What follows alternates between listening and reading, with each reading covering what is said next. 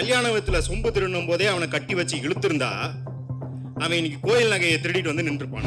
இந்த யானை வரும் பின்னே மணி ஓசை வரும் முன்னே அப்படின்னு சொல்லுவாங்க இல்லையா, அந்த மாதிரி இடி முன்னாடி வந்துருச்சு இல்ல ஐடி முன்னாடி வந்துருச்சுன்னா பின்னாடி அதானி பாய் வராருப்பா அப்படிங்கிற ஒரு பயம். மோடி என்ன வாக்குறுதி கொடுத்தாருன்னா 2014 நான் வந்தா லோக்பாலை நடைமுறைப்படுத்துவேன், இந்த நாட்டில் ஊழலே இருக்காது. ஒரு கட்டுக்கதையை கட்டி இஸ்லாமிய வெறுப்பை நாடு முழுக்க பரப்புறதுக்கு மட்டுமே நேஷனல் கமிஷன் ஃபார் உமன் கடைசி 5 வருஷத்துல வேலை பார்த்துட்டு, ஏழை எளியவர்களுக்கு மருந்தும் மருத்துவ கருவிகளும் கரெக்டான நேரத்தில் போய் சேரணும்னா மெடிக்கல் சர்வீசஸ் கார்பரேஷன் ஒன்று உருவாக்கு. இங்க தானியங்கள் நியாய விலையில கிடைக்க வேணும்னா சிவில் சப்ளைஸ் கார்பரேஷன் அப்படின்னு ஒன்று உருவாக்கு. இந்த வீடியோவை உங்களுக்கு வழங்குபவர்கள் பேசஸ் பே, secure digital payments with multiple features and great success rate. நான் இந்த தலைப்புல இருந்து கொஞ்சம் சம்பந்தம் இல்லாமல் பேசுற மாதிரி இருக்கும். அது ஏன் அப்படின்னா, இந்த தலைப்பு இந்த தேர்தல் திருடப்பட்டதா, எப்படி திருடப்பட்டது, அது ஏன் நம்ம கவனம் செலுத்தணும், அது எதிர்காலத்தில் என்ன விளைவுகளை ஏற்படுத்தும் அப்படின்னு தோழர் விளக்குவாங்க. ஆனால் எப்படி இந்த நிலைமைக்கு வந்தோம், இது ஏதோ ஒரு தேர்தலை கைப்பற்றனால வர விளைவு கிடையாது அப்படிங்கிறத பற்றி தான் நான் பேச போகிறேன். இந்த ஊர்ல எல்லாம் ஒரு டைப் ஆஃப் வசனத்தை கேள்விப்பட்டிருப்போம். ஏண்டா அவன் கல்யாணத்தில் சொம்பு திருடும் போதே அவனை கட்டி வச்சு இழுத்திருந்தா அவன் இன்னைக்கு கோயில் நகையை திருடிட்டு வந்து நின்றுப்பானா? கேள்விப்பட்டிருக்கோமா? அப்ப இந்த தேர்தல், இந்த 79 சீட் அப்படிங்கிறது கோயில் நகை. இதற்கு முன்னாடியே இந்த பாஜக கூட்டம் பல கல்யாண வீட்டில் செம்புல இருந்து இலவு வீட்டில் பிரியாணி குண்டான் வரைக்கும் எல்லாத்தையும் திருடி இருக்கு. அவங்க லிட்டரலி பிரியாணி குண்டான திருடுறாங்கிறது வேற விஷயம். நான் இங்க கல்யாண செம்பு பிரியாணி குண்டான் அப்படின்னு சொல்றது என்னன்னா, இன்ஸ்டிடியூஷன்ஸ், இங்க இருக்கிற இன்ஸ்டிடியூஷன்ஸை கைப்பற்றி இருக்கிறாங்க அப்படிங்கிறதான். இப்போ பொதுவாகவே இன்ஸ்டிடியூஷன்ஸ் பேசும்போது எல்லாருமே என்ன மாதிரியான ஒரு பதட்டத்துக்கு அதிருப்திக்கு வந்துட்டாங்கன்னா, என்னங்க திருப்பியும் அதே இடி சிபு சோரன், இப்போ ஹேமந்த் சோரனை கைது பண்ணுது, அரவிந்த் கெஜ்ரிவாலை கைது பண்ணுச்சு, இதைத்தானே திருப்பி பேச போறீங்க அப்படின்னா கிடையாது. இதில் ஒரு 4 வகைப்படுத்தியிருக்கேன். என்ன அப்படின்னா, எப்பவுமே அரசியல் அதிகாரத்துக்கு நெருக்கமாகும் அவர்கள் சார்பில் இயங்கும் இன்ஸ்டிடியூஷன்ஸ் ஒரு வகை. அதை பாஜக எப்படி தனதாக்கி கொண்டு முழுக்க முழுக்க தங்களோட அரசியல், பொருளியல் மற்றும் சமூகவியல் தேவைக்கு பயன்படுத்தி கொண்டது அப்படிங்கிறது முதல்ல. இரண்டாவது, அந்த இன்ஸ்டிடியூஷன்ஸோட இருப்பே தனக்கு எதிரானதாக பாஜக பார்த்த இன்ஸ்டிடியூஷன்ஸ். மூன்றாவது, பாஜகவோ இல்ல ஆளுபவர்கள் எவராக இருந்தாலும் அவர்களிடமிருந்து நம்மை காப்பாற்ற இருக்கிற இன்ஸ்டிடியூஷன்ஸ் மூணாவது வகை. நாலாவது வகை தான் ரொம்ப முக்கியமான வகை. ஏன் அப்படின்னா, சில இன்ஸ்டிடியூஷன்ஸ், இப்போ போஸ்ட் ஆஃபீஸ் மாதிரி இன்ஸ்டிடியூஷன்ஸை நம்ம தினசரி வாழ்க்கையில் நினைச்சே பார்க்க மாட்டோம். நம்ம நண்பர்கள்ட்ட பேசும்போதோ உறவினர்கள்ட்ட பேசும்போதோ எதுவுமே அதை பற்றி டிஸ்கஷனே வராது. எப்படின்னா அந்த சினிமாவில் சொல்லுவாங்க இல்லையா, ஒரு சினிமாட்டோகிராஃபர் எடிட்டருக்கு நல்ல ரோல் என்ன அப்படின்னா, அவங்க என்ன பண்ணியிருக்காங்க நம்மளுக்கு தெரியவே கூடாது, அவங்க இருக்கிறதே நம்மளுக்கு தெரியக்கூடாது அப்படின்ற மாதிரியான இன்ஸ்டிடியூஷன்ஸ். இந்த இன்ஸ்டிடியூஷன்ஸும் எப்படி பாஜக கைப்பற்றி அவர்கள் சார்பாக எடுத்துக்கொண்டது அப்படிங்கிறது தான். இப்போ முதல்ல இருக்கிறது நம்மளுக்கு முதல் வகை நம்மளுக்கு எப்பவுமே தெரிஞ்சது தான். ED, income tax, CBI, Competition commission of India, இந்த மாதிரி நிறுவனங்கள். இப்போ இதுலேயே கூட பாமர மக்கள்னு கிடையாது, படித்த இளைஞர்களை எப்படி பார்க்குறாங்க அப்படின்னா, என்னங்க சும்மா ரைடு விட்டாங்கன்னு இதுக்கு அழுதுகிட்டே இருக்கிறீங்க. ஒரு கட்சி ஆட்சியில் இருக்கும்போது இந்த இன்ஸ்டிடியூஷன்ஸ்லாம் பயன்படுத்தி இன்னொரு கட்சிக்கு ரைடு விடுறதும் கைது செய்கிறதும் வழக்கம் தானே. இப்போ ஜெயலலிதா அம்மா ஆட்சி காலத்தில் கலைஞர் கைது செய்யப்பட்டார் பாருங்கள். இப்போ நாயுடு ஆட்சிக்கு வந்தோடனே ரெட்டிக்கு ரைடு விடுறாரு, ரெட்டி ஆட்சியில் இருந்தபோது நாயுடுக்கு ரைடு விட்டார். இதெல்லாம் சகஜம் தானே அப்படின்னு கேட்குறாங்க. ஆனால் அவங்களுக்கே எப்போ பொறி தட்டுச்சு அப்படின்னா, இந்த இடி அப்படிங்கிற நிறுவனம் ஆத்தூரில் 2 தலித் விவசாயிகளுக்கு சம்மன் அமைச்சதுக்கப்புறம் தான், இல்லை இவங்க அந்த அரசியல் வேலை இல்லாமல் வேற ஏதோ வேலையை இந்த 10 வருஷத்தில் செஞ்சுக்கிட்டு இருக்காங்க அப்படிங்கிற ஒரு ரியலைசேஷனுக்கு ஃபர்ஸ்ட் வராங்க. இப்போ நம்ம போய் 10 வருஷம் அவங்க என்ன பண்ணிருக்காங்க அப்படிங்கிறதுக்கு ஒரு சின்ன ஃபியூ எக்ஸாம்பிள்ஸ் சொல்கிறேன். ஸ்ரீ சிமெண்ட்ஸ் அப்படின்னு ஒரு சிமெண்ட் கம்பெனி இருக்குது, ஒரு பெரிய கம்பெனி. அவங்க ஒரு சிமெண்ட் கம்பெனியை அக்வயர் பண்ண பேச்சுவார்த்தை நடத்திட்டு இருக்காங்க. பேச்சுவார்த்தையெல்லாம் முடிஞ்சது. அவங்களுக்கு அந்த நம்பர்ஸும் உகந்ததாக இருக்குது, வாங்கப்படும் கம்பெனிக்கும் அந்த நம்பர்ஸ் உகந்ததாக இருக்குது. இன்னும் சைன் பண்ணுறது தான் மிச்சம். அந்த சிமெண்ட் கம்பெனி பேர் சங்கி சிமெண்ட்ஸ். பேர் நான் வைக்கல, பேரே சங்கி சிமெண்ட்ஸ் தான். இந்த டீல் முடியறதுக்கு ஒரு சில வாரங்கள் இருக்கும்போது competition commission of India Shree சிமெண்ட்ஸ்க்கு ரைடு வருது. அதை கிளியர் பண்ணதுக்கப்புறம் தொடர்ந்து ஐடி ரைடுகள் இதெல்லாம் நடந்துக்கிட்டே இருக்கு. ஸ்ரீ சிமெண்ட்ஸ் பேக் பண்ணுது இந்த டீல்ல இருந்து. ஒரு சில மாதங்களில் அது அதானியின் கைக்கு போகுது. இதே போல கிருஷ்ணபுரம் போர்ட் இருக்கு, அதை நவயுகா குரூப் தான் மேனேஜ் பண்ணுது. நவயுகா குரூப்புக்கு தொடர்ந்து ஐடி ரைடுகள் வருது. அதுக்கப்புறம் அது அதானி கைக்கு போகுது. மும்பை ஏர்போர்ட் ஜிவிகே குரூப் அதை வந்து நிர்வகிக்குது. தொடர்ந்து அவங்களுக்கு இடி ரைடு வருது. அடுத்து அதானி கைக்கு போகுது. இன்னும் சொல்லிக்கிட்டே போகலாம். ஹோல்சிம் அப்படிங்கிற ஸ்விஸ் கம்பெனி தங்களோட இந்தியாவில் இருக்கிற செக்ஷனை விற்க பார்க்குது. அதுக்கு ஜேஎஸ்டபிள்யூ ஸ்டீல் வாங்கிக்கிறதுக்கு ரெடியாக இருக்குது. அவங்களுக்கு Competition commission of India clearance தரல. பல சிக்கல்கள் ஏற்படுது. திடீர்னு பார்த்தா பிக்சர்லேயே இல்லாத அதானி வந்து அந்த நிறுவனத்தை வாங்குறாரு. இது வந்து ஒரு சில எக்ஸாம்பிள்கள் சொல்கிறேன். அதானி வாட்ச் அப்படின்னு சொல்லிட்டு ஒரு வெப்சைட் இருக்குது. நீங்கள் போய் பார்த்தீங்கன்னா இந்த மாதிரி ஒரு 40-50 எக்ஸாம்பிள் கொடுத்துருக்காங்க. எங்கெங்கெல்லாம் ரைடு விட்டதுக்கப்புறம் அதானிக்கு வந்து நிறுவனங்கள் போய் சேர்ந்துருக்கு அப்படின்னு. இது உடனே என்ன இதோட குறிக்கிடுவாங்க அப்படின்னா, ஓ அப்போ அதானிக்கு ED, CBI, IT, competition commission of இந்தியாலாம் வேலை பார்த்துருக்கு அப்படின்னா அது மட்டும் கிடையாது. இப்போ இதை வச்சுக்கிட்டு அவங்க என்ன பண்ணுறாங்க அப்படின்னா, நிறுவனங்களிடம் கொண்டு போய் எலக்டோரல் பாண்டுக்கு ஸ்குவீஸ் பண்ணுறாங்க. இப்போ போய் ஒரு ரைடு விட்டா நிறுவனங்களுக்கு என்ன அப்படின்னா, இந்த யானை வரும் பின்னே மணி ஓசை வரும் முன்னே அப்படின்னு சொல்லுவாங்க இல்லையா, அந்த மாதிரி இடி முன்னாடி வந்துருச்சு இல்லை ஐடி முன்னாடி வந்துருச்சுன்னா பின்னாடி அதானி பாய் வராருப்பா அப்படிங்கிற ஒரு பயம். அதனால அவர்கிட்ட மொத்த கம்பெனி இழக்கிறதுக்கு இவன் ஏதோ ஒரு 100 கோடியோ 200 கோடியோ கேட்குறான், இவனுக்கு எலக்ட்ரல் பாண்டா கப்பம் கட்டிடுவோம் அப்படிங்கிறது தான். இது என்ன மாதிரியான ஸ்கீம்னா, நிறைய பேர் சூர்யாவோட சிங்கம் படம் பார்த்துருப்பீங்க. அதில் வந்து பிரகாஷ் ராஜ் போய் ஒரு கன்ஸ்ட்ரக்ஷன் ஓனர்கிட்ட போய் சொல்லுவார், ஐயா நான் உங்களுக்கு பாதுகாப்பு தர வந்திருக்கேன் அப்படின்வார். அந்த ஓனர் சொல்லுவார், எனக்கு எதுங்க பாதுகாப்பு அப்படின்னு கேட்பாரு. இல்லைங்க யாராச்சும் உங்கள்கிட்ட பணம் மிரட்டி காசு கேட்டு வருவாங்க அப்படின்னு. அப்படி யாருங்க வருவாங்க? நான் தாண்டா வருவேன் அப்படின்வார் பிரகாஷ்ராஜ். அந்த மாதிரி இடி அப்படி தான் 10 வருஷம் செயல்பட்டுருக்குது. இது வந்து எலெக்ஷனுக்கு ஒட்டி, இதனால தான் அவங்களால எலெக்ஷனுக்கு ஒட்டிய வேலையும் செய்ய முடியுது. அது என்ன அப்படின்னா, தேசம் முழுக்க அவங்க அரசியல் ரீதியாகவோ பொருளியல் ரீதியாகவோ இல்லை சூழ்ச்சியாகவோ எதையோ ஒன்று போடுறாங்க. அங்கே சட்ட ரீதியாக செய்ய முடியாத எல்லாத்தையும் ஒரு அடைப்பெடுக்கும் பிளம்பரை போல ED, CBI, IT, competition commission of India எல்லாம் வேலை பார்த்துருக்கு.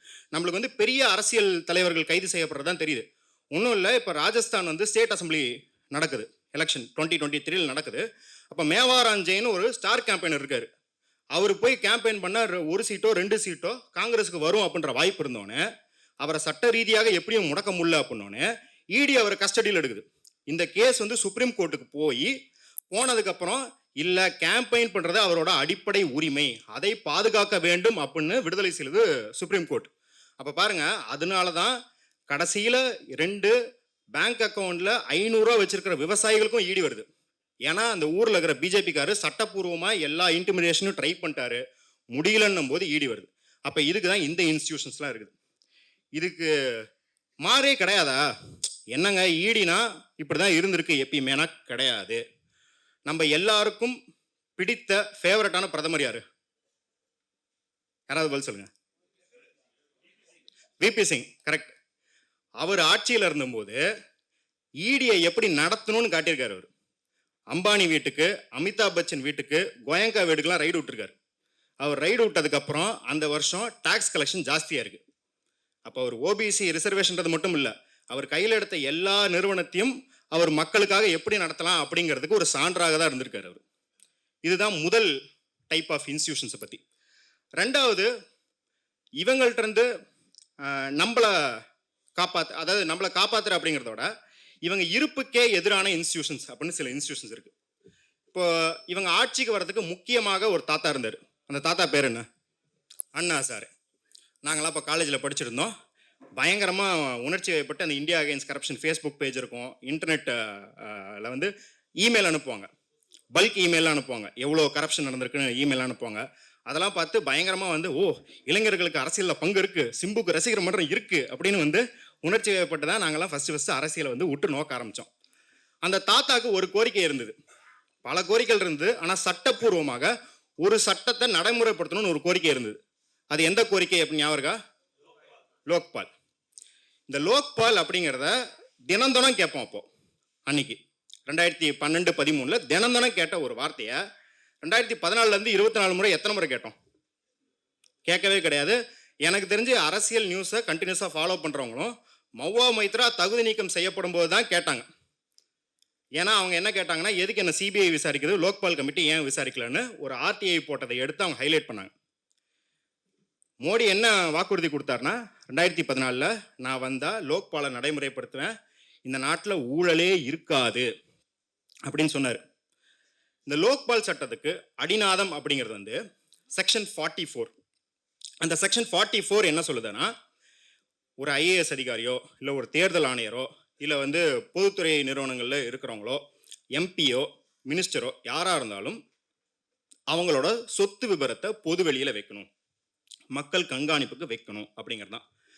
மோடி ஐயா ஆட்சிக்கு வந்தோடனே முதல்ல சேர்ந்த சட்ட திருத்தங்களில் ஒன்று அந்த செக்ஷன் 44 நீர்த்து போக செய்கிறது, நீக்கிறது.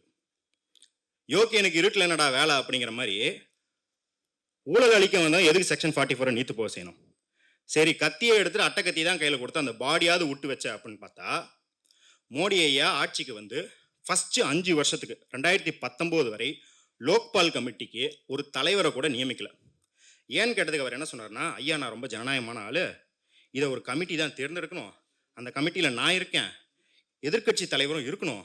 ஆனால் பாருங்க, எதிர்க்கட்சி தலைவராகிறதுக்கு தகுதியாகிற அளவுக்கு கூட காங்கிரஸ் சீட்டுகளை ஜெயிக்கலையா, அதனால தான் ஏன் தேர்ந்தெடுக்க முடியல அப்படின்னாரு.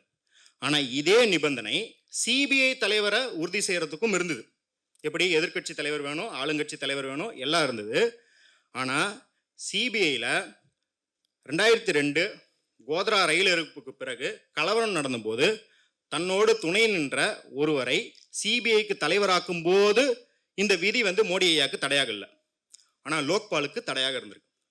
அப்புறம் சுப்ரீம் கோர்ட்டில் வழக்கு போட்டாங்க. காமன் காஸ் அப்படிங்கிறவங்க வந்து 2017 வழக்கு போட்டதுக்கப்புறம் சுப்ரீம் கோர்ட் வலியுறுத்தின் பேரில் மல்லிகார்ஜுன கார்கேவை இந்த கமிட்டியில் ஸ்பெஷல் இன்வைட்டியாக கூப்பிட்டாங்க. லீடர் ஆஃப் தி ஆப்போசிஷன் கிடையாது, ஸ்பெஷல் இன்வைட்டின்னு கூப்பிட்டாங்க. அவரை கூப்பிட்டோன்னே அவரை நல்லிஃபை பண்ணுறதுக்கு ஜிதேந்திர சிங் அப்படின்ற அமைச்சரும் ஸ்பெஷல் இன்வைட்டியாக கூப்பிட்டாங்க. அவர் சொல்லிட்டாரு, நீ வந்து ஸ்பெஷல் இன்வைட்டி அப்படிங்கிறதெல்லாம் வந்து சட்டத்தில் இடம் கிடையாது, நீ என்னைய வச்சு ரேகிங் பண்ண கூப்பிட்ற அப்படின்னு சொல்லிட்டு அவர் பாய்காட் பண்ணிட்டார். அதுக்கப்புறம் நீதிமன்றம் கெடு வச்சதுக்கப்புறம் 2019 மே மாதம் எலெக்ஷன்னா மார்ச் மாதம் ஒரு தலைவரை நியமித்தாங்க. அவரும் 1.5 வருஷத்தில் வெளியே போயிட்டார். அதுக்கப்புறம் இன்னும் பல வருஷங்கள் தலையே இல்லாமல் தான் அந்த பாடி இருந்தது. அது மட்டும் இல்லாமல் இந்த ஆர்டிஐயில் நம்மளுக்கு தெரியறது என்ன அப்படின்னா, 84 சீட் ஏதோ இருக்குது அந்த கமிட்டியில், அதில் 30 சீட் தான் ஃபில் பண்ணியிருக்காங்க. மிச்சமெல்லாம் என்ன அப்படின்னா, இந்த நாட்டில் ஊழல் நடக்கிறதா, இந்த நாடு ஊழலற்று இருக்கணும் அப்படின்னு கண்காணிக்கிறதுன்னு பங்கு அதுலேயும் ஓபிசி எஸ்சி எஸ்டி மக்களுக்கு உண்டு அப்படின்னு உறுதி செய்கிற மாதிரியான சீட்டுகள் இருக்குது. கரெக்டாக அதை மட்டும் ஃபில் பண்ணல. அப்போ இங்கே வந்து ஊழல் இவங்க எப்போ பேச ஆரம்பிக்கிறாங்க அப்படின்னு நம்மளுக்கு தெரியும். இந்த ஓபிசி எஸ்சி எஸ்டி தலைவர்கள் அரசியலுக்குள்ளே வரும்போது தான் இவன் ஊழல்னு பேசவே ஆரம்பிக்கிறான். அந்த ஊழலை கண்காணிக்கிறதுக்கும் ஓபிசி எஸ்சி எஸ்டி மக்களை விடாமல் பண்ணுறதுக்கான எல்லா வழியும் பார்த்து வச்சுருக்காங்க. அதனால தான் இன்ன வரைக்கும் அந்த லோக்பால் கமிட்டிக்கு ஒரு ப்ராசிக்யூஷன் விங்கு கிடையாது. ப்ராசிக்யூஷன் பண்ணோன்னா இன்னும் அது சிபிஐ நம்பி தான் இருக்கிறது அப்படின்றது தான். அதனால தான் பனாமா பேப்பர் வந்துருச்சு, பண்டோரா பேப்பர் வந்துருச்சு, ஹிண்டன்பர்க் அறிக்கை வந்துருச்சு. ஐயா நீங்கள் ஸ்விஸ்ஸுக்கெல்லாம் போகத்தில்ல, ஸ்விஸ்ஸிலேருந்து தரவுகள் இங்கே வருது அப்படின்ற நிலைமையிலையும் இன்ன வரைக்கும் லோக்பால் அமைப்பு ஒரே ஒரு கேஸை கூட கன்விக்ட் பண்ணி ஒரு ஸ்கேண்டலை கூட இன்னும் வெளியே கொண்டு வரல. அதுதான் வந்து நிலைமை. சரி, லோக்பால் அமைப்பு கண்காணிக்கிற அமைப்பு அதுதான் தவறிடுச்சு. இப்போ நம்ம வந்து அரசை கண்காணிக்கிறதுக்குன்னு ஒரு அமைப்பு இருக்குது, அதுதான் right to information act, RTI. இந்த ரைட் டு இன்ஃபர்மேஷன் ஆக்ட் வந்து சட்டம் வந்து அதுவாக தனியாலாம் இயங்காது, அதுக்கு சென்ட்ரல் இன்ஃபர்மேஷன் கமிஷன் அப்படின்னு ஒரு அமைப்பு இருக்குது. இதையும் என்ன பண்ணுறாரு அப்படின்னா, 2014 வந்தோடனே ஃபஸ்ட்டு ஒரு வருஷத்துக்கு சீஃப் இன்ஃபர்மேஷன் கமிஷனர் நியமனமே பண்ணலை. சீஃப் இன்ஃபர்மேஷன் கமிஷனர் ஒரு வருஷம், 2016 18 வரைக்கும் கீழே இருக்கிற எந்த கமிஷனரும் நியமனம் பண்ணல. இதனால அதுக்கு அடுத்த வருஷம் எவ்வளோ பேக்லாக் இருக்குது அப்படின்னு பார்த்தா 28,442 கேஸ் பேக்லாக் ஆகுது. அதாவது தகவல் அறியும் சட்டத்தில் நீங்கள் போட்டீங்க, நாங்கள் நிறையா பேர் தகவல் அறியும் சட்டத்தை பயன்படுத்தியிருப்பாங்க.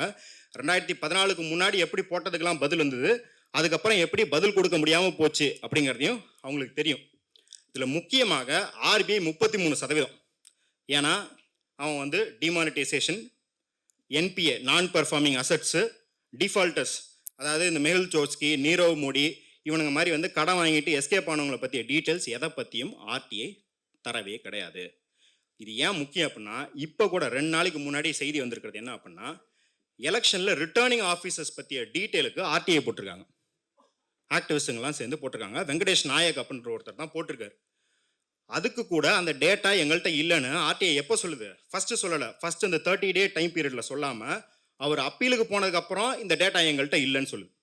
அப்போ அந்த அளவுக்கு ஆர்டிஐ சிதைச்சிருக்காங்க.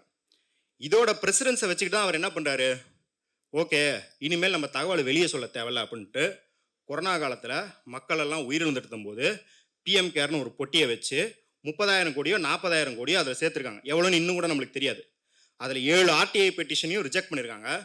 அதில் முக்கியமாக ஒரு பெட்டிஷனை ரிஜெக்ட் பண்ணும்போது அவங்க சொன்ன ரீசன் என்ன அப்படின்னா, இந்த பிஎம்ஓ ஆஃபீஸ், இந்த அலுவலகத்தின் திறன் உங்களுக்கு பதிலளிப்பதை விட வேறு சில சிறந்த காரியங்களுக்கு பயன்படும். பேசிக்கலி என்னன்னா, எங்களுக்கு வேற வேலை இருக்குடா, உனக்கெல்லாம் பதில் சொல்ல முடியாது அப்படின்னு சொல்லியிருக்கு. இன்னொரு சுவாரஸ்யமான தகவல், எலெக்ஷனுக்கு மோடி ஐயா வந்து நான் இந்த படிப்பை படிச்சிருக்கேன், அந்த படிப்பு படிச்சிருக்கேன்லாம் வந்து கொடுக்குறாரு. அதில் அவர் நிஜமாலுமே அந்த படிப்பை படிச்சிருக்காரான்னு ஆர்டிஐ பெட்டிஷன் போட்டிருக்காங்க. அப்போ ஸ்ரீதர் ஆச்சரல்யோ அப்படின்ற இன்ஃபர்மேஷன் கமிஷனர் என்ன பண்ணுறாரு, யூனிவர்சிட்டியில் போந்து சர்ச் பண்ண அலோவ் பண்ணுறாரு. உடனே அவர் மேலே ஒரு இன்வெஸ்டிகேஷனை போட்டு அந்த டிபார்ட்மெண்ட்டை அவர்கிட்ட தூக்கிடுறாங்க. இது எப்படி இருக்குன்னா, செந்தில் சொல்லுவார் இல்லையா, நமக்கு ஒரு கொரோனா தெய்வத்துக்கு போவோம், அந்த தெய்வத்துக்கு கொரோனா எங்கே போகிறது அப்படின்ற மாதிரி நம்ம ஆர்டிஐக்கு ரிப்ளை பண்ணலன்னா நம்ம இன்ஃபர்மேஷன் கமிஷனருக்கு எடுத்துகிட்டு போவோம். அவர் சொல்கிறாரு, யோ உங்க கூட சேர்ந்த பாவத்துக்கு என்ன இன்வெஸ்டிகேட் பண்ணுறாங்கய்யா, விட்டுருங்கய்யா அப்படின்னு. அப்போ இந்த அளவுக்கு தான் ரைட் டு இன்ஃபர்மேஷன் ஆக்டும் நம்மளுக்கு ஆக்சசபிளாக இருந்திருக்குது. நம்மளால் அவங்கள கண்காணிக்கவே முடியல. சரி, இதையெல்லாம் தாண்டி நம்ம இனிஷியேட்டிவ் எடுக்கல. நம்மளை பாதுகாக்கிறதுக்குன்னு சில இன்ஸ்டிடியூஷன்ஸ் இருக்குது, டெமோக்ராட்டிக் அதாவது அமைப்புகள் இருக்குது, கட்டமைப்புகள் இருக்கு இல்லையா, அதையும் பார்ப்போம். நேஷனல் கமிஷன் ஃபார் உமன் சொன்னவனே தெரியும், அதை எதுக்கு பேசிக்கிட்டு அதை ஒன்றுமே பண்ணுறதில்ல. ஹத்ராஸ் உங்களுக்கு தெரியும், ஒரு தலித் சிறுமி கூட்டு வன்புணர்வு செய்து கொல்லப்பட்டார். மணிப்பூரில் உலகமே வந்து வெட்கி தலை குனிகிற மாதிரி பெண்கள் நிர்வாணப்படுத்தப்பட்டு சொல்ல முடியாத கொடூரங்களுக்கு ஆட்படுத்தப்பட்டாங்க. அப்பையும் ஒன்றும் செய்யலை. அழுத்தத்துக்கு பிறகு அங்கே போனாங்க. பில்கிஸ் பானு வழக்கில் இவர்கள் பார்ப்பனர்கள் என்பதால் மேன்மையான குணம் படைத்தவர்கள் அப்படின்னு குற்றவாளியை விடுவிச்சதுக்கும் ஒன்றும் செய்யலை. ஆசிஃபா வழக்கிலையும் ஒன்றும் செய்யலை. இப்போ இது இந்த மாதிரி நம்ம வந்து லிஸ்ட் பண்ணும்போது என்ன நினைப்பாங்கன்னா, நேஷனல் கமிஷன் ஃபார் உமன் வந்து பாலியல் வன்புணர்வுக்கு தட்டி கேட்கறதுக்கு மட்டும்தான் இருக்குது அப்படின்ற மாதிரியான ஒரு இம்ப்ரெஷன் இருக்குது. அது மட்டும் கிடையாது. 2021 உங்களுக்கு தெரியும், 2ஆம் அலை கொரோனா, அவ்வளோ இறப்புகள் நடக்குது. அதில் பெரிதும் பாதிக்கப்பட்டவர்கள் பார்த்தோன்னா பெண்கள், குழந்தைகள். அந்த வருஷம் பட்ஜெட்டில் பெண்களுக்கு மருத்துவம், சுகாதாரம் இதற்கான அளவுல இருந்து 8,000 கோடியை குறைக்கிறாங்க. ஏன்னா உங்கள் நண்பர்களுக்கு நீங்கள் சலுகை தரணும், அதனால 8,000 கோடியை குறைக்கிறாங்க. அப்போ நேஷனல் கமிஷன் ஃபார் உமன் இதையும் செய்திருக்க வேண்டும். ஆனால் இதையும் செய்யாமல் அங்கே சும்மா இருக்கிறாங்க அப்படின்னு நினச்சிட்டு இருக்கோம். நம்ம குஷ்போக்காவும் இருக்கிறாங்க. அவங்க அங்கே சேர்ந்ததுக்கப்புறம் ட்விட்டரில் அவங்க ஃபாலோவர்ஸ்லாம் அதிகரிச்சிருக்கு. அதில் பலது ஃபேக்கு. அந்த ஃபாலோவர்ஸில் எப்படி ஃபேக்கோ அதே போல் இந்த வருஷம் அந்த 5 வருஷம் நேஷனல் கமிஷன் ஃபார் உமன் என்ன பண்ணிருக்குன்னு பார்த்தா அதுவும் ஒரு ஃபேக் நியூஸை சேஸ் பண்ணிக்கிட்டு இருக்கு. என்னன்னா 2018ஆம் ஆண்டு ரேகா சர்மா அப்படிங்கிற தலைவரை நியமிக்கிறாங்க. அவங்க பேக் டு பேக் தேவேந்திர ஃபட்னாவிஸை மீட் பண்ணுறாங்க, யோகி ஆதித்யநாத்தை மீட் பண்ணுறாங்க. எதுங்க என்ன தலை போகிற காரியம்னு இத்தனை மீட்டிங் நடத்துறீங்க அப்படின்னு பார்த்தா வெளியே வந்து பத்திரிகையாளர்கிட்ட சொல்கிறாங்க, இந்த நாட்டில் லவ் ஜிஹாதை எப்படி தடுக்கலான்னு பேசிக்கிட்டு இருந்தாங்க. லவ் ஜிஹாத்னா என்ன அர்த்தம்? இஸ்லாமிய ஆண்கள் இந்து பெண்களை வந்து கவர்ந்து இழுத்துட்டு கொண்டு போய் கன்வெர்ட் பண்ணிடுறாங்க அப்படின்னு. முதல்ல இந்த நாட்டில் எந்த மதத்தை சேர்ந்தவங்களையும் லவ் பண்ணலாம் அப்படிங்கிறது உரிமை இருக்கிறது. அதை விட்டுருவோம். தரவுகளின் அடிப்படையிலேயே கிறிஸ்டோபர் ஜெஃபர்லா என்ன சொல்கிறாருன்னா, போலீஸ்லேருந்து தரவு எடுத்துகிட்டு வந்து அவர் சொல்கிறாரு, இங்கே இஸ்லாமிய ஆண்கள் இந்து பெண்களை திருமணம் செய்வதை விட இந்து ஆண்கள் இஸ்லாமிய பெண்களை திருமணம் செய்வது தான் அதிகமாக இருக்குது அப்படின்னு தரவு அடிப்படையே சொல்கிறார். தமிழ் சமூகத்துக்கு தரவே தேவையில்லை. ஏன்னா முதல்ல வந்து மைக் மோகன் வந்து பர்தா போட்டிருக்கிற அமலாவை பார்த்து வா வெண்ணிலா உன்னைத்தானே வானம் தேடுகிறன்னு பாடினார். சரி, அந்த ஜென்ரேஷன் தானே அடுத்த ஜென்ரேஷனில் இந்துவான அரவிந்த் சாமி உயிரே உயிரே வந்து என்னோடு கலந்து விடுன்னு பாட்டு பண்ணார். சரி, அதுக்கு அடுத்த ஜென்ரேஷனில் வராதுன்னு பார்த்தா பி வாசு மகன் வந்து அரபு நாடே அசந்து நிற்கும் அழகியா நீ எப்படின்னு பண்ணார். சரி, 90s கிட்ஸோடு இது வழக்கொழிஞ்சு போயிருன்னு பார்த்தா இப்போதான் தமிழ் திரையுலகம் இஸ்லாமியர்களை நல்லவர்களாக காட்டி ஒரு படம் அடிச்சுன்னு மாநாடு படம் வந்தா அதுலேயும் மேர்சேலா அப்படிங்கிற பாட்டு ஒரு இந்து ஆணாகிய பிரேம்ஜி ஒரு இஸ்லாமிய பெண்ணை காதலிச்சு மனம் முடிக்கிறதா. இதையும் நான் நக்கலாக இழிவாலாம் சொல்லலை. இந்திய சமூகத்தில் இதுதான் இயல்பு. ஏன்னா இந்திய சமூகம் இந்து கலாச்சாரம் அப்படின்னா கிடையாது. அதுக்காக மதசார்பற்ற கலாச்சாரம்னா அதுவும் கிடையாது. ஒரு அழகான சொல், அதையும் விஜயசங்கர் தோழர் தான் சொல்லி கொடுத்தாங்க. Indian culture is composite culture. இங்கே வந்து இந்துக்கள், இஸ்லாமியர்கள், பௌத்தர்கள், சமணர்கள்னு எல்லாம் சேர்ந்த கல்ச்சர் தான் இந்திய கல்ச்சர். அப்போ பிரியாணிலேருந்து ஹிந்துஸ்தானி மியூசிக் வரைக்கும் இந்துக்கள் முஸ்லீம்கள் சேர்ந்து தான் நம்மளுக்கு வந்திருக்கு அப்படின்னும் போது வணிக உறவு, திருமண உறவு எல்லாமே இருக்கும் அதில். ஆனால் அந்த இயல்புக்கு எதிராக ஒரு கட்டுக்கதையை கட்டி இஸ்லாமிய வெறுப்பை நாடு முழுக்க பரப்புறதுக்கு மட்டுமே நேஷனல் கமிஷன் ஃபார் உமன் கடைசி 5 வருஷத்துல வேலை பார்த்துருக்கு. இதனால பெரிய பொருட்செலவில் ரோமியோ ஸ்குவாடு அப்படின்னு ஒன்று அமைச்சு யூபியில் இந்த ரமணால வந்து எல்லா ஆஃபீஸ்லேயும் வந்து லஞ்சம் வாங்குறவன் எவன் போட்டு கொடுக்கறது ஒருத்தர் இருப்பான். அந்த மாதிரி அண்டர் கிரவுண்டாக இன்டெலிஜென்ஸுக்கும் போலீஸ்க்கும் தகவல் தரதுக்கு ஒவ்வொரு ஆஃபீஸ்லையும் யாராவது மாற்று மதத்தினர் லவ் பண்ணுறாங்கன்னு சொல்கிறதுக்கு ஒருத்தனை வச்சுருக்காங்க. அவன் வந்து போலீஸை சொல்லுவான், அது இன்டெலிஜென்ஸுக்கு போவோம். இன்டெலிஜென்ஸ் வந்து மாதம் ஒருக்கையோ வாரம் ஒருக்கையோ யோகி ஆதித்யநாத்துக்கு ரிப்போர்ட் அனுப்பும். இதை வச்சுக்கிட்டு என்ன பண்ணுறானுங்க அப்படின்னா, தேர்தலின் சமயத்தில் 2014 தேர்தலையும் 2019 தேர்தலையும் பயன்படுத்தினா முசாஃபர் நகர் ரைட்ஸ், ஒரு பெரிய கலவரம் நடந்தது முசாஃபர் நகரில் 2013 நடந்தது. அதை வச்சுட்டு இஸ்லாமியர்கள் எல்லாம் இந்துக்களை அழிக்க வராங்க அப்படின்னு பரப்புரை செஞ்சுட்டாங்க. அது 2019 முடிஞ்சு போச்சு. அதுக்கப்புறம் கண்டென்ட் கிடையாது. அதனால என்ன பண்ணுறது, தங்களோட சாதனையா இந்த பாருங்க இந்த லவ் ஜிஹாதை வந்து நாங்கள் தடுத்து நிறுத்திருக்கோம்.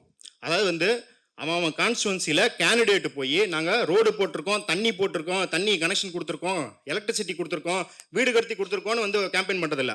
இந்த மாதிரி இங்கே லவ் ஜிஹாது நிறுத்திருக்கேன். நம்ம ஊரில் கூட இந்த இப்படி ஒருத்தர் பேசுவார் இல்லையா, அதே போல் வந்து அங்கே இருக்கிற அண்ணன்கள் வந்து இதே போல் பாரு அந்த தெருவில் வந்து ஒரு இஸ்லாமிய பையன் வந்து ஒரு பிள்ளைய லவ் பண்ணான், அவனை தடுத்து நிறுத்தணும்னு கேம்பெயின் பண்ணியிருக்காங்க. ஒன்றும் இல்லை, நீங்கள் 2024 லவ் ஜிஹாத் அப்படின்னு போய் கூகுள் பண்ணி பார்த்தீங்கன்னா அத்தனை எம்பி கேண்டிடேட்ஸ் இதை சொல்லி கேம்பெயின் பண்ணியிருக்காங்க.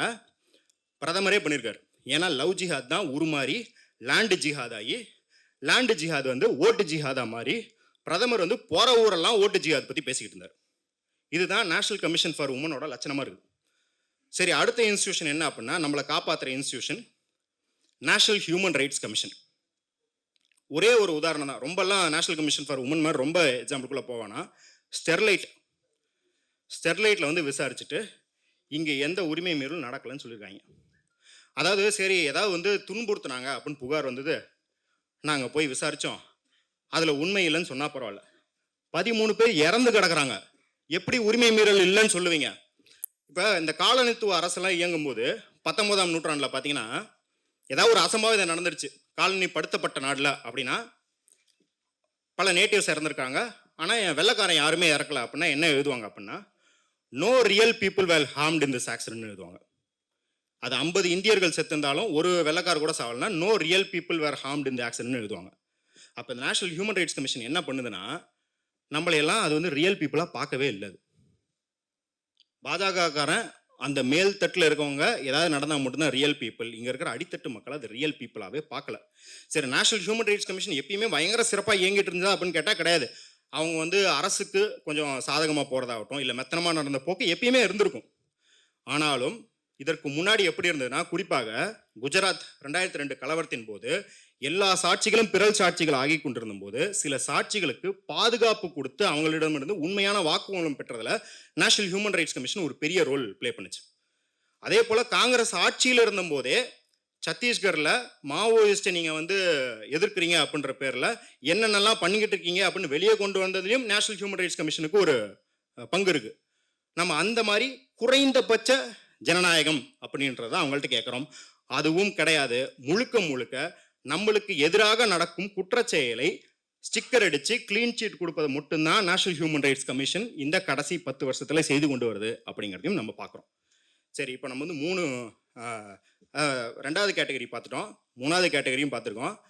அதில் கடைசியாக இப்போ நம்ம வந்து ஃபிட்னஸ்க்கு ஜிம்முக்கு போகிறோம், டயட் இருக்கும், பல பழக்கங்களை குறைக்கிறோம், எதுவுமே வந்து சரியில்லை அப்படின்னா கடைசியில் டாக்டர்கிட்ட போகிறோம்.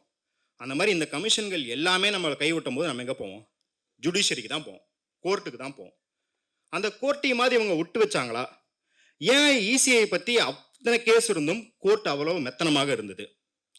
ஏன் வந்து மோடி ஐயா வந்து இவ்வளவு வக்கரமாக இவ்வளோ மதவெறியோட பேசிக்கிட்டு இருக்கிறாரு அப்படிங்கிறத கோர்ட்டுக்கு முன் வந்து கேட்கல?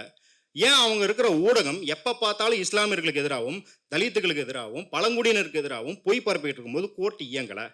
அப்படின்னா அதுக்கும் அவங்க 2014 தூங்காமல் உழைச்சிருக்கிறாங்க.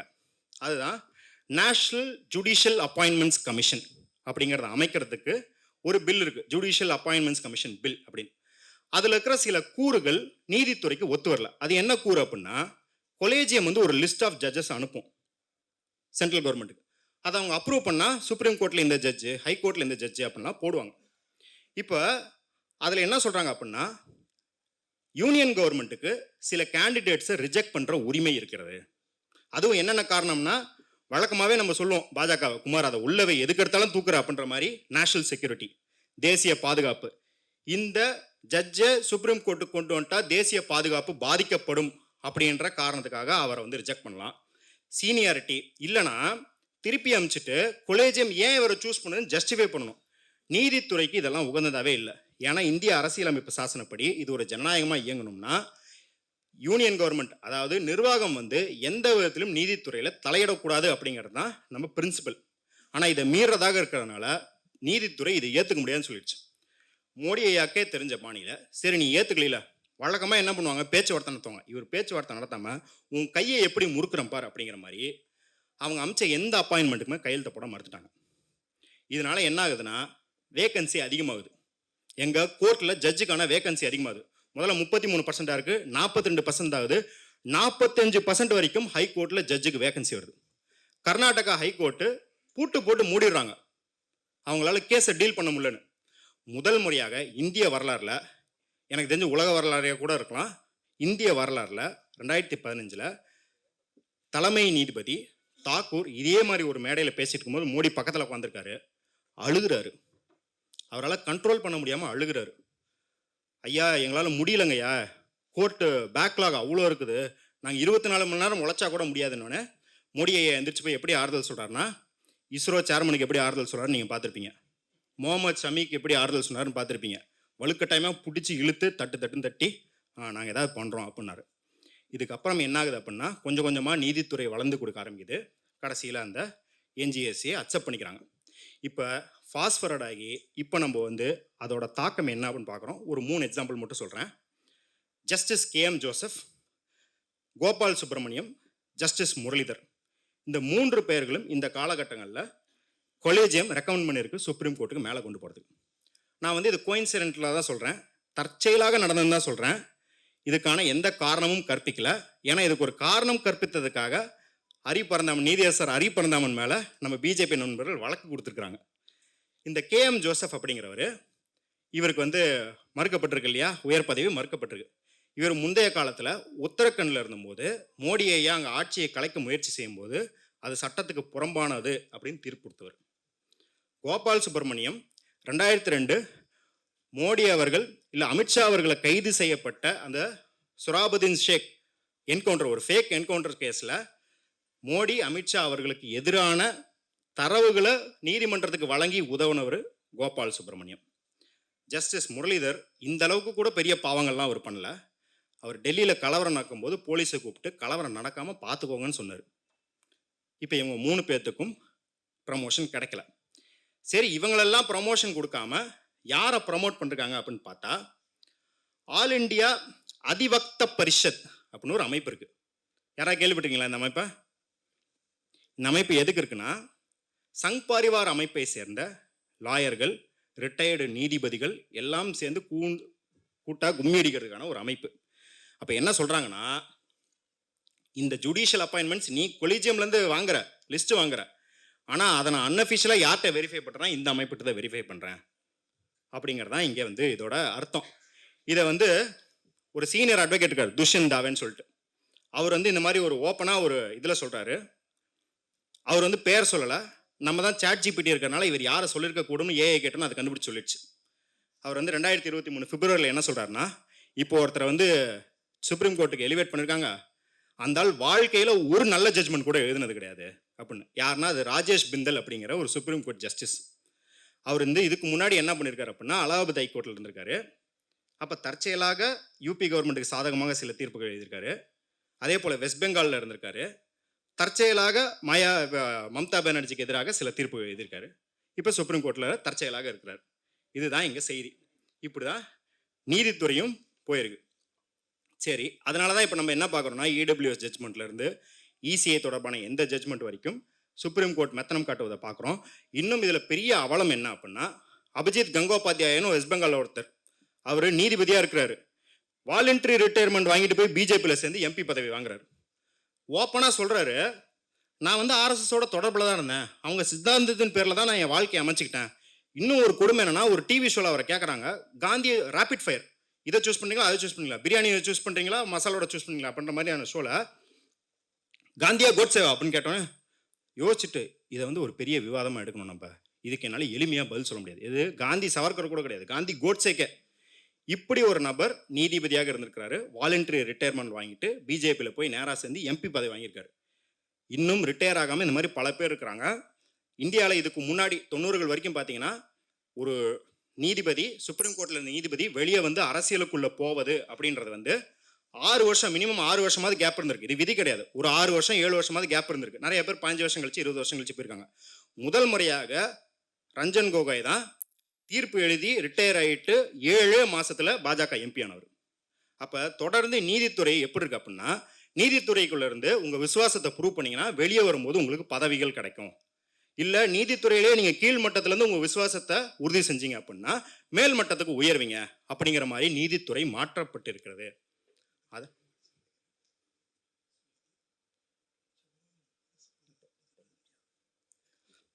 சரி, 3ஆம் கட்ட இதுவும் முடிஞ்சிச்சு. அதான் நம்மளை பாதுகாக்க வேண்டிய நிறுவனங்கள். 4வது என்ன அப்படின்னா, இந்த போஸ்ட் ஆஃபீஸ் மாதிரி நம்மளுக்கு இருந்ததுனே தெரியாது அப்படிங்கிற நிறுவனங்கள். அது வந்து முதல் வகை பார்த்தீங்கன்னா யூஜிசி, யூனிவர்சிட்டி கிராண்ட்ஸ் கமிஷன். 2014 இல்லை வந்து குறிப்பாக 2016 ரோஹித் வெமுலா மரணத்துக்கு முன்னாடி யூனிவர்சிட்டி கிராண்ட்ஸ் கமிஷன் இருந்ததே பொதுமக்களுக்கு பெரிதும் தெரியாது. ஏன்னா அது வந்து உயர்கல்வியை நிர்வகிக்கிற நிறுவனம். அவனும் பார்த்தீங்கன்னா ரோஹித் வெமுலா மரணத்திலே ஆகட்டும், இல்லை வந்து பிரக்யா அப்படின்னு சொல்லிட்டு ஒரு மருத்துவ உயர்கல்வி மாணவர் வந்து மும்பையில் இறந்தாங்க, அதுலேயே ஆகட்டும், எல்லாத்துலேயும் மெத்தனம் காட்டணும்னு சுப்ரீம் கோர்ட்டை திட்டு வாங்கினவங்க. இவங்க ஏன் இப்படி இருக்கிறாங்க அப்படின்னு பார்த்துட்டா, இவங்க தொடர்ந்து செயல்பாடுலாம் எப்படி இருக்குன்னா, ஓபிசி எஸ்சி எஸ்டி மாணவர்களுக்கு ஸ்காலர்ஷிப் வராமல் பார்த்துக்கிறது, இல்லை கடைசி நேரத்தில் எலிஜிபிலிட்டி கிரைட்டேரியாவை மாற்றி அவங்களுக்கு தலைவலியை தரது, இப்படியே இருக்கானே. இந்த நாடா எங்கேயா போகுதுன்னு பார்த்தா நம்ம ஊரில் இருக்கிற எல்லா நாடாவும் காக்கி டவுசரில் தான் போய் நிற்கும் அப்படிங்கிறதுக்கு சான்றாக கரெக்டாக என்ன பண்ணுறாங்கன்னா நோட்டிஃபிகேஷன் அனுப்புகிறான். எல்லா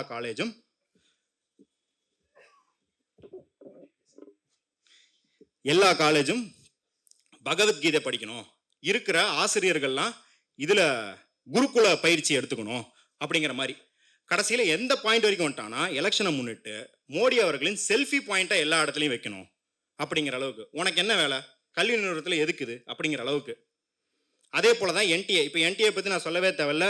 ஒரு நீட் எக்ஸாம் 2 லட்சம் பேர் எழுதுகிற, 3 லட்சம் பேர் எழுதுகிற நீட் எக்ஸாம் நடத்த வக்கில்ல. 2.5 கோடி பேர் ரயில்வே எக்ஸாம் எழுதுறாங்க.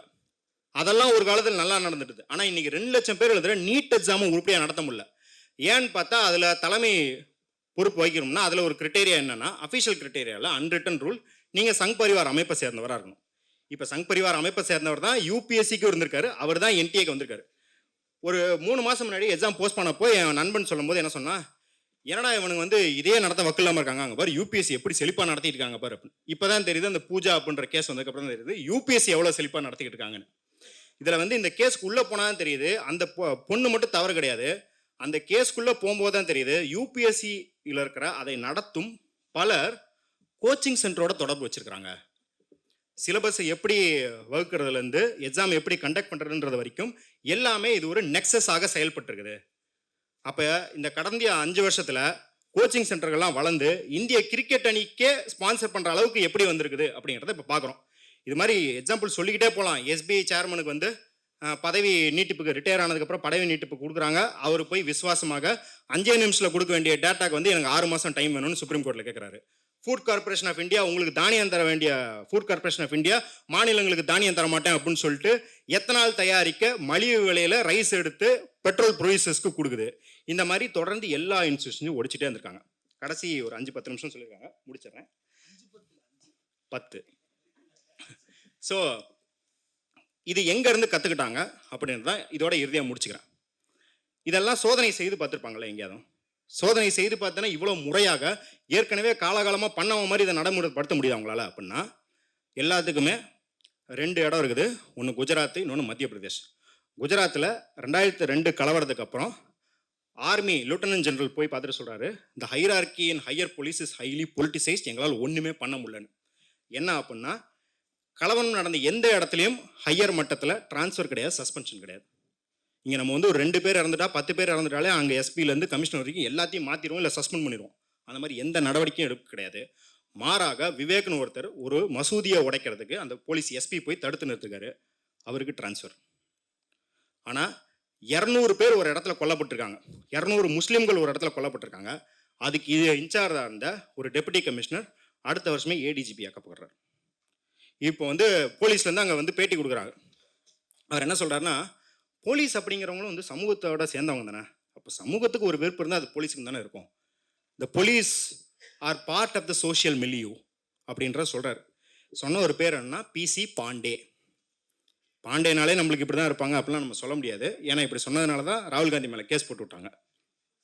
அதை தவிர நம்மளும் செய்யக்கூடாது. ஸோ இந்த மாதிரி நடக்குது. இவங்களுக்கு எல்லாத்துக்கும் அந்த பிசி பாண்டே அடுத்து சிபிஐக்கு அடிஷ்னல் டைரக்டர் வர்றார். தவறுகள் செய்தால் உங்களுக்கு ப்ரமோஷன் கொடுக்கப்படும், தவறுகள் நீங்கள் செய்யவில்லை என்றால், தவறுக்கு எதிராக நின்றால் நீங்கள் சஸ்பெண்ட் செய்யப்படுவீர்கள். அதனால தான் இன்றைக்கி ஸ்ரீகுமார்லேருந்து சஞ்சீவ் பட் வரைக்கும் எல்லாரும் உள்ளே போகிறதையும் நம்ம பார்க்குறோம். இதில் நீதித்துறையும் அவங்க இப்படி தான் பண்ணியிருக்காங்க. பப்ளிக் ப்ராசிக்யூட்டர் எல்லா கேஸ் அசைன் பண்ணுறது. நீங்கள் வந்து குற்றவாளிகளுக்கு தண்டனை வாங்கி கொடுக்கணும். ஆனால் குற்றவாளிகள்லாம் உங்களோட விஹெச்பி பஜ்ரங் தளம் சேர்ந்து வேலை பார்த்தவன்.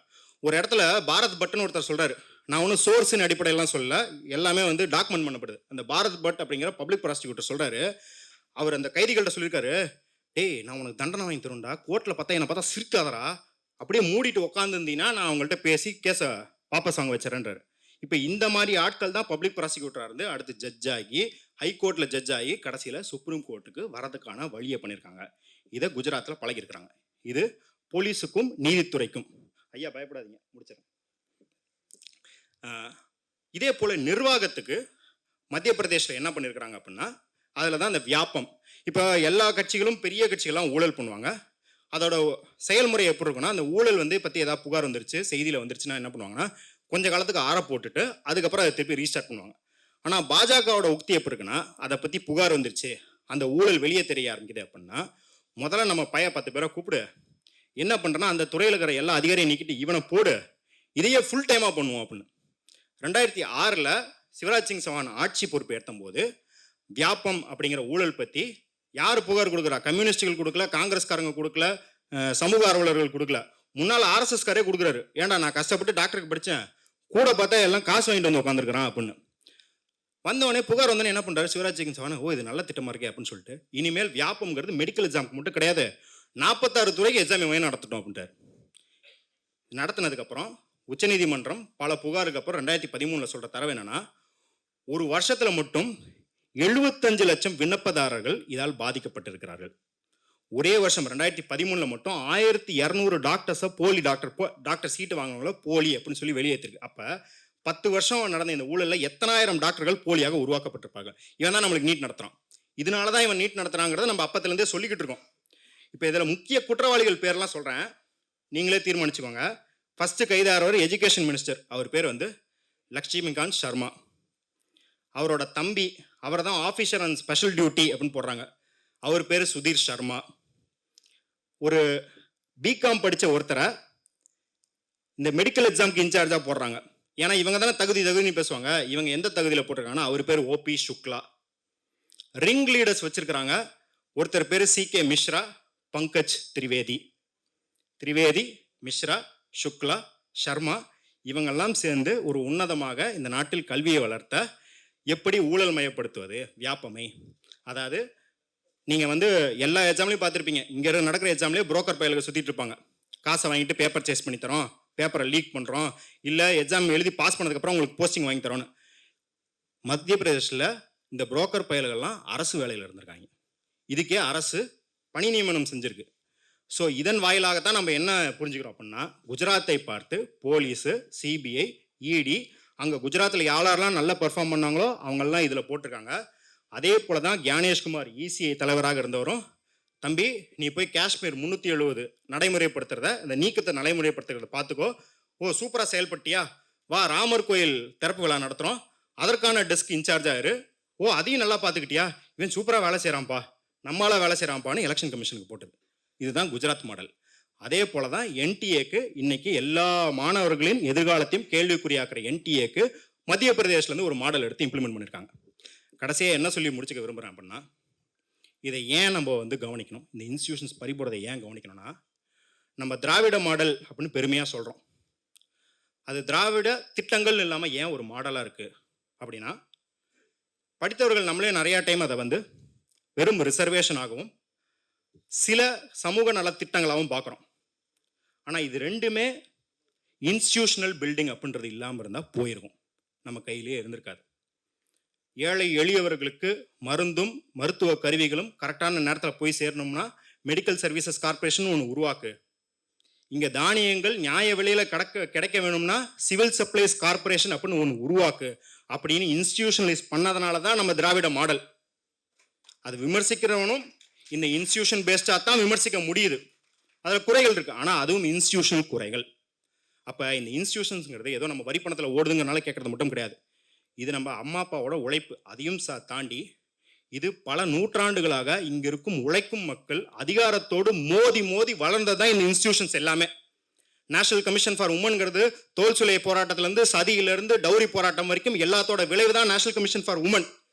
National commission for Schedule Caste அவங்க ஒன்றும் தூக்கி தந்துடல, எத்தனையோ போராட்டத்தின் பிறகு வந்தது. இப்படி போராடி பெற்ற இன்ஸ்டிடியூஷனை அவன் இப்படி சங்கிகளை வச்சு ஆக்கிரமிச்சு நம்மளுக்கு எதிராக அரசியல் செய்து நம்மளோட 5 வருஷத்துக்கு ஒரே ஒரு முறை நம்ம அதிருப்தியை வெளிப்படுத்துகிற தேர்தல் ஆணையத்தையும் கைப்பற்றியிருக்கிறார் அப்படின்னும் போதும் நம்ம இன்ஸ்டாகிராமில் ஜிம் அக்கா ஆர்ஜே அக்கா அப்படின்னு உட்காந்துருக்க கூடாது. நம்ம அக்காக்களோட உரிமையும் பறிப்போகுது அப்படிங்கிற வேட்கையில் நம்ம செயல்படணும் அப்படின்னு கேட்டுக்கிட்டு நன்றி, வணக்கம். இந்த வீடியோ உங்களுக்கு பிடிச்சிருந்தா லைக் பண்ணுங்க, ஷேர் பண்ணுங்க, கமெண்ட் பண்ணுங்க. மறக்காம OH தமிழ் சேனலுக்கு சப்ஸ்கிரைப் பண்ணுங்க.